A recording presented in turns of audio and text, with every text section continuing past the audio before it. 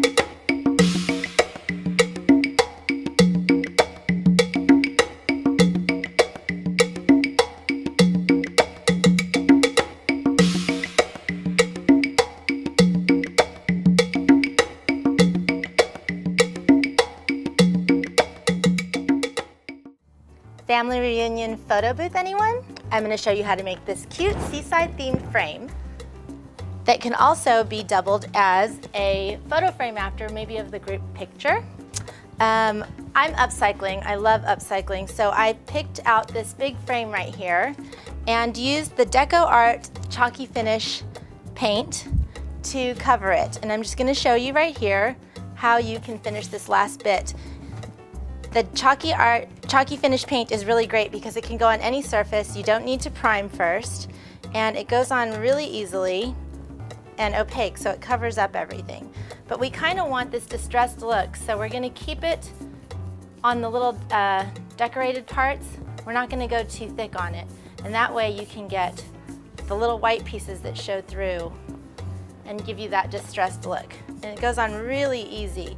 And even though this is actually not a wood frame, because you can see the lines in there, it kind of makes it look like a wood frame anyway, the lines from the brushes. So it just goes on really quick, really easy. And that's by DecoArt. So you've got the start of your frame right here. And then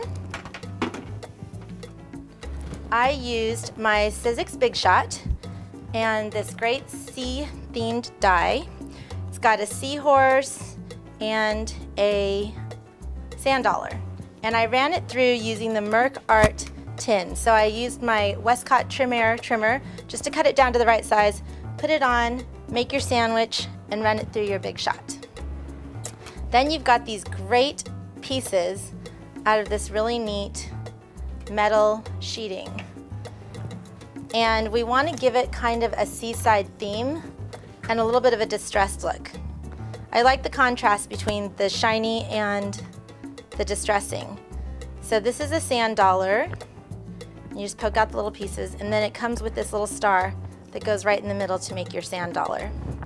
We use Jack's Pewter Black from Merc Art as well, and it's really easy to use. You just take a paintbrush, dip it in, and just however you want. It's going to instantly add that patina and distressing.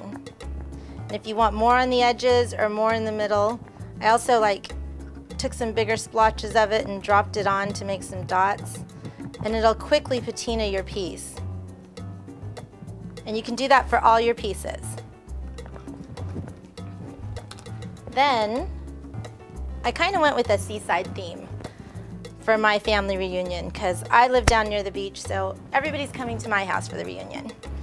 And what we're going to do is use these Westcott letter dies, and it's really easy. You lay it on this leather from Merc Art. You put your letter down. So we went seaside, I'll do an S. And depending on if you want it embossed or debossed, you would either have your letter facing right side or you can go backwards.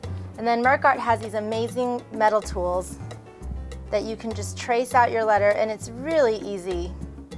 You don't even have to push that hard. Just like that. So if you wanted the other side, you can have the debossed side as well. I used my Westcott scissors to cut them out, and you can either cut out the leather completely or you can cut a square around it. Merc Art has these awesome tools that will emboss it, and there's these cute little rollers. I call them cute. If you're a man, they don't have to be cute. They can just be awesome. And you can make cool little frames. It's kind of like the tin, embossed tin like you see in Mexico and things like that too, or vintage tins. And they have all sorts of different tools, so you can do all sorts of cute things in there and just make it interesting. And then, of course, you can use your Jack's Pewter Black and distress that as well. Okay, so that's how I got my letters. And then for the bottom of the frame, we used Buckle Boutique adhesive bling, and I cut kind of a wave pattern. So they come in 12 by 24 sheets, and as you can see, I used the bottom of this one for the other part, but of course, no wasting. I just cut some wave shapes into it, and I did 2 different colors to give it a little more texture and interest, but they're really easy to cut. You wouldn't know it, but it's a very soft material. And then you can take your wave and lay it on the bottom of your frame. And I layered the 2 pieces together, like I said, to give it some interest and make it a little bit more interesting, because waves are all doing their own thing.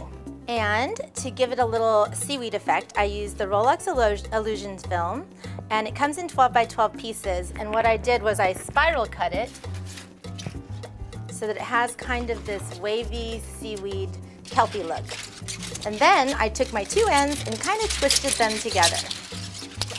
I actually had 3 pieces when I did mine, so I did a little bit of braiding and twisting, but it kind of adds that little seaweed effect. Then I decided to add some little seashells for interest. So I used the Makin's clay, and they come in these different colors in the package. I used this push mold, and I mixed 2 different colors of clay together to get that different effect like seashells have, because they're usually not just one color. Sometimes, but not usually. It also has a little fish here, so I added some different color clay for the fish. Just needs 24 hours to dry, and then if you wanted to paint it, you can, but since I used the different color clay, I didn't do that. So let me show you how to assemble your frame. As you can see, I layered up the waves with the Buckle Boutique sticky back adhesive right on the bottom there. I used the seaweed kelp type Rolex that I spiral cut, and then I added the tin letters up top that I decorated with the Merc Art. I also used the Jack's Black on those, and I just wanted to show you that it's really easy to put this whole thing together, because all you need is your handy dandy hot glue gun. And that's what I used for most of the pieces. The Rolex is a little bit tricky because it's pretty strong and it'll fight with your hot glue a little bit if you're trying to get it exactly in a position. So because it was all bent and wavy, I did use a staple gun to tack down some of the major parts. I got some netting from your local craft store or your local fisherman and added some of that on for interest as well, just in the corners and on the side here. And I did hand cut a few little circles and use the Jack's to distress it and make some bubbles going up the side. A few little extra seahorses with the Rolex, and you're all set for your family reunion. And I think this is a perfect piece to put a group photo in after the party's over. So thanks so much. That was a great project. I really loved it. Like us on Facebook. Follow us on Twitter. And pin us on Pinterest. Find us on Instagram too. And don't forget to go to our website, sign up to receive our weekly newsletter, and then you're automatically entered to win a prize package full of product from all of our series sponsors.